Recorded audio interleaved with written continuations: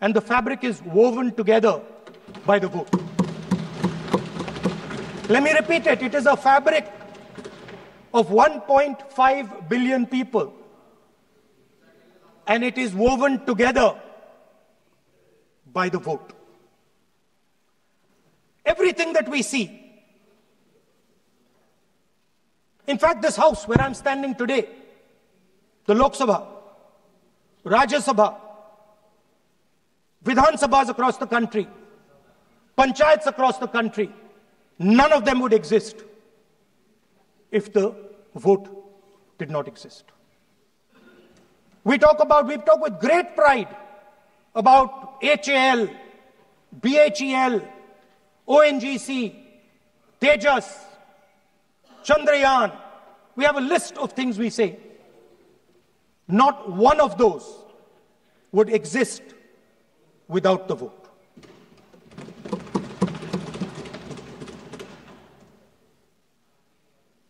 Speaker, sir, it is the idea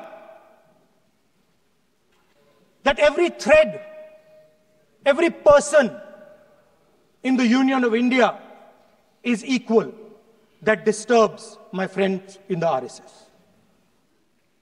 They are happy to see the fabric, but they cannot stand the idea that every single person in the fabric of our country, regardless of what religion they come from, regardless of what community they come from, regardless of what language they speak, should be equal. Because they fundamentally do not believe in equality. They believe in a hierarchy, and they believe that they should be on top of that hierarchy. Speaker, sir, on the 30th of January, 1948, 3 bullets pierced the chest of Mahatma Gandhi. Nathuram Godse assassinated the father of our nation. Today, our friends do not embrace him. Today, our friends have pushed him away. It's an uncomfortable truth. But that's not where the project ended. You see, as I said, everything has emerged from the vote. All the institutions have emerged from the vote. So it's obvious that the RSS has to capture all the institutions that have emerged from the vote. So the project, after Gandhiji's assassination, the next step of the project was the wholesale capture of India's institutional framework.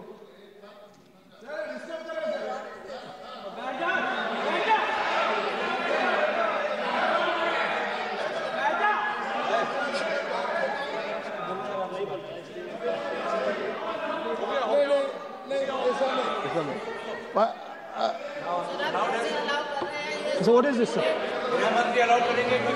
Sir, अभी नहीं पढ़ना होगा आज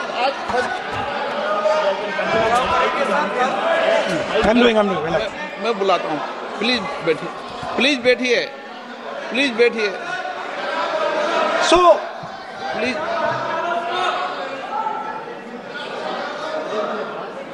sir, आप बोले पर हाथ मत जोड़े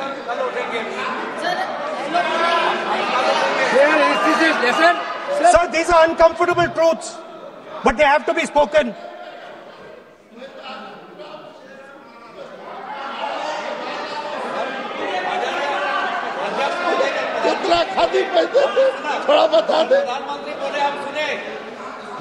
So these are uncomfortable truths, but they have to be spoken.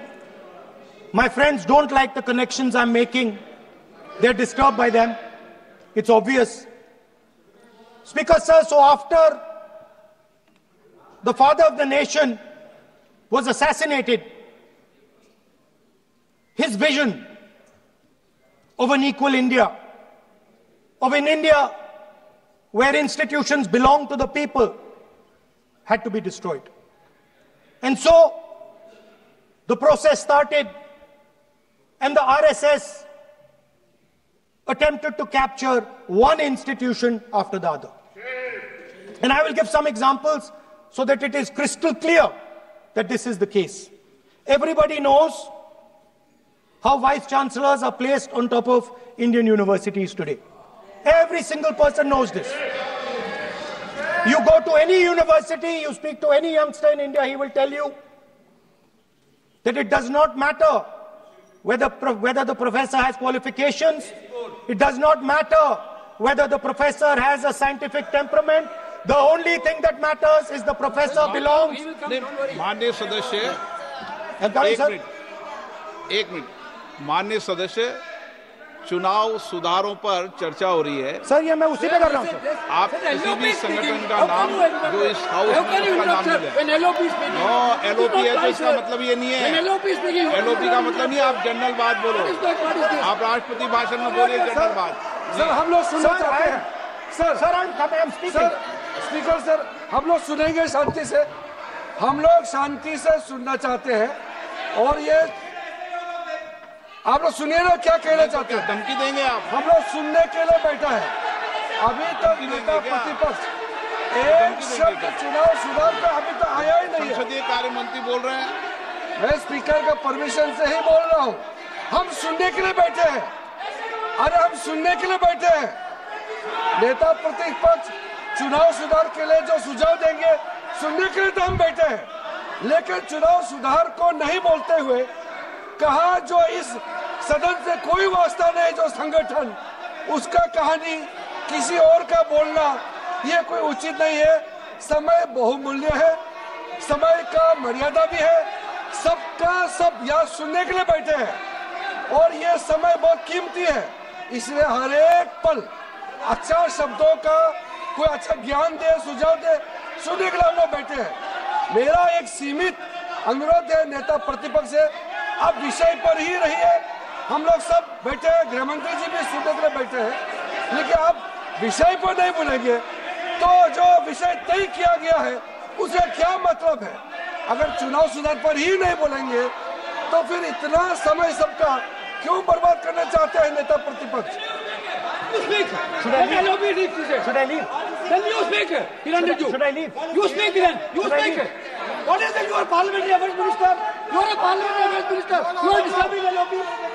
How can it be? You are a parliamentary affairs minister. You are disturbing the lobby. Subject में नहीं आपके lobby. आपका lobby subject में नहीं है. ये विषय कर रही है. The discussion. One second. The discussion is about the vote and electoral.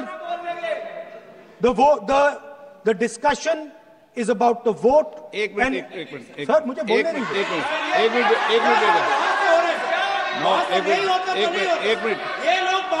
एक मिनट बैठिए। एक मिनट बैठिए।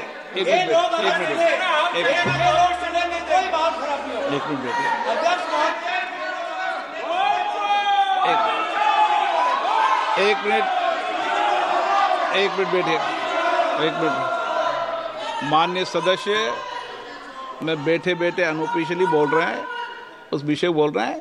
सदन की गरिमा को बनाए रखें। आसन को चुनौती देने का प्रयास मत करिए, ये ठीक नहीं है। Speaker sir, I want to make it very clear. Please. Speaker sir, I want to make it very clear. The discussion is about votes. The discussion is about the stealing of votes. The discussion is about the SIR, and I am framing my discussion about votes. Yes. And what is happening here is patently unfair. I am not being allowed to speak. I am being disturbed, and I put my protest here. I have done absolutely nothing wrong. I am talking about the subject.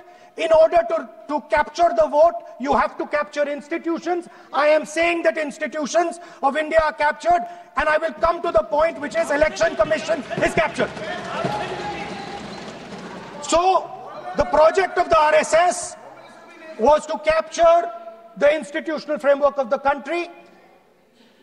And I said how the education system has been captured. Vice Chancellor after Vice Chancellor after Vice Chancellor is placed not on merit, not on capability, not on scientific temper, but on the fact that he belongs to a particular organization. Second capture, which helps in destroying democracy, the capture of the intelligence agencies. We have the Home Minister sitting here, the capture of the CBI, of the ED, of the Income Tax Department. And the systematic placement of bureaucrats who favor their ideology and attack the opposition and anybody who chooses to oppose the RSS. That is the second institutional capture. And the third there are many more. I can go on. And the third institutional capture. What is this?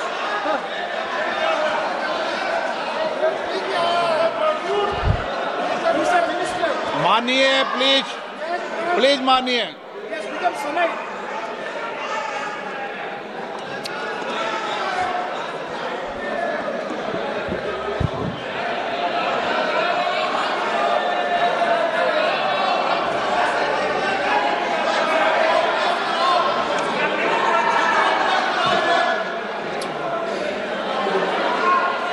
And the third election, the third capture of the institution that directly controls the election system of our country, the Election Commission. Now, I am not saying this without proof. I have put forth adequate proof about how the Election Commission is colluding with those in power to shape the elections. But I want to ask three questions first, which will make it very clear that the BJP is directing and using the Election Commission to damage India's democracy. The first question, why is it that the CJI was removed from the selection panel of the Election Commissioner? What motivation could there be to remove the CJI? Do we not believe in the CJI? Of course we believe in the CJI. Why is he not in that room? I sit in that room. It is so-called a democratic decision. On one side, Prime Minister Narendra Modi and Mr. Amit Shah. On the other side, the leader of the opposition. I have no voice in that room. What they decide is what happens. So the first question, why is the Prime Minister and Amit Shah so keen on choosing exactly who the Election Commissioner is going to be? Second question, and even more devastating question, no Prime Minister has done this in the history of India. In December 2023, this government changed the law. They changed the law to make sure that no election commissioner could be punished for any action they take while they are election commissioner. Yes. Immunity. Why would the Prime Minister and Home Minister give this gift of immunity to the election commissioner? Why would they need to give this tremendous gift that no Prime Minister has given ever before to the election commissioner? Yes. Mr. Shah is looking into the ceiling. Maybe he will answer this question when he speaks. And finally, why was the law with regards to CCTVs and the data that they contain changed? Why was a law put in place that allows the Election Commission to destroy CCTV footage 45 days after the election? What is the need? The answer given is it is a question of data. It is not a question of data. It is a question of stealing the election. Now, what is the result of this institutional capture? What is the result of controlling the Chief Election Commissioner and the Election Commission? First of all, we have a set of election campaigns that are tailored for the Prime Minister. 3-month, 4-month, 5-month long campaigns are taking place so that the Prime Minister's schedule can be fitted in to the program. Second, we have a Brazilian woman who appears 22 times on the voter list of Haryana. Please. No. 22 times this lady appears. एक minute please एक minute. आप नेता प्रतिपक्ष है, मैं इस तरीके से सदन की कार्रवाई नहीं चलने दूंगा. ये सदन है, सदन की गरिमा को बनाए रखें. आप सदन की गरिमा से बोलेंगे तो ठीक नहीं, जैसे सदन नहीं चलेगा. नो, गलत तरीका है आपका, नहीं होगा. आप ले रहिए, नहीं, माननीय प्रतिपक्ष के नेता, आप पहले अपने सदस्यों को समझाइए. नहीं चलेगा, नहीं, ठीक नहीं है. नो, नहीं, बिल्कुल नहीं चलेगा. अगर आप सर माननीय प्रतिपक्ष के नेता, आप अपने सदस्यों को गरिमा समझाइए. सर, बट ये तरीका आप इतने सालों तक यहाँ पर रहे, ये तरीका उचित है क्या? सर, विरोध का तरीका होता है, लेकिन ये उचित तरीका नहीं है. तरीका इधर पे नो, उधर का तरीका क्या है सर? नो, सबका तरीका उधर से होगा, उधर से भी बोलेंगे, इधर से बोलेंगे, सब जगह से बोलेंगे. Speaker sir, I don't agree with the showing of photographs here, but it is a reflection of our democratic structure. This is what is happening in our democracy, that you're not allowing us to show. This Brazilian woman has appeared 22 times on the voter list in Haryana. And not only that, there is one woman whose name has appeared 200 times, more than 200 times in one booth in Haryana. And it is very clear, and I have proven without doubt, that the election of Haryana was stolen. And the theft was ensured by the Election Commission of India. I've said it again and again and again. Now, nowhere has the Election Commission answered my questions. The Election Commission has not told me why this lady's picture has appeared on the polling list. They have not told me why lakhs and lakhs of duplicate voters are existing. They have not told me why a BJP leader is coming from Uttar Pradesh to vote in Haryana. These are straightforward questions. And there is clear proof which I have put in front of the country. Right? But the Election Commission has no answer to these questions.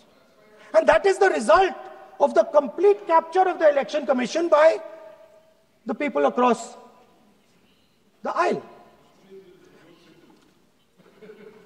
By the way, you're talking about SIR in Bihar. Let me say something about SIR in Bihar. Why is it that after the SIR in Bihar, 1.2 lakh duplicate photos are existing in Bihar, in the voting list? If you've cleaned up the voting list, why are there 1.2 lakh duplicates in Bihar? And we've not just proven this about Haryana. We have proven this in Karnataka, we have proven this in Maharashtra, and I'm absolutely certain this is how you're winning elections in Madhya Pradesh, in Uttar Pradesh, in Bihar, across the country. Now, so what I'm putting on the table is, it is very clear that you've captured the institution. I've shown the mechanism of that capture. I'm also showing you how the Election Commission is doing things that are completely out of line. I'm not getting any answers. Right? So now, let us come to How? When we are talking about electoral reform. Electoral reform is very simple. The point is, nobody wants to do it. The government doesn't want to do it. What does electoral reform require? What we've been saying.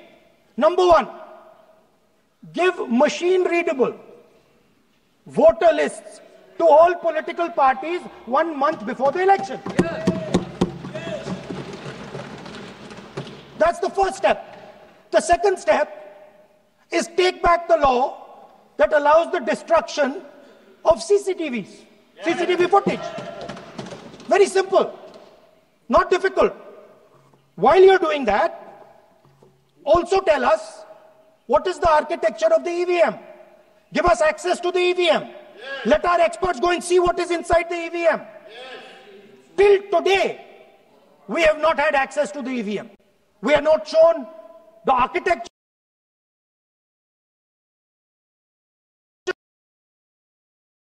Access to the EVM. And finally, please change the law that allows the election commissioner to get away with whatever he wants to do. That's all the electoral reforms you need. And I want to assure the election commissioner that they might be under the impression that this law lets them get away with it. Let me remind them, don't worry, we are going to change the law. And we are going to change it retroactively. And we are going to come and find you. Right? So this is the situation that the country is faced with. You know, everybody says to us, India is the biggest democracy. Actually, I was thinking today, we are not just the biggest democracy. We are the greatest democracy. And I'm not saying it just like that. I'm saying it, America calls itself the oldest democracy. But the democracy that weaves together the largest number of people, the largest diversity of people, the largest number of languages, the largest number of states is this country. And so our most powerful asset, the thing that stitches together the entire concept of modern India, stitches together the fabric of modern India, brings people together, allows them to build this great nation, is being attacked by these people. They're destroying it. You know they're destroying it, I know they're destroying it, and they know they're destroying it. And I'd like to conclude by saying that the biggest anti-national act you can do is vote chori. There is no bigger anti-national act that you can do than vote chori. Because when you destroy the vote, you destroy the fabric of this country. You destroy modern India, you destroy the idea of India. So I'd like to conclude by saying vote chori is an anti-national act, and those across the aisle are doing an anti-national act.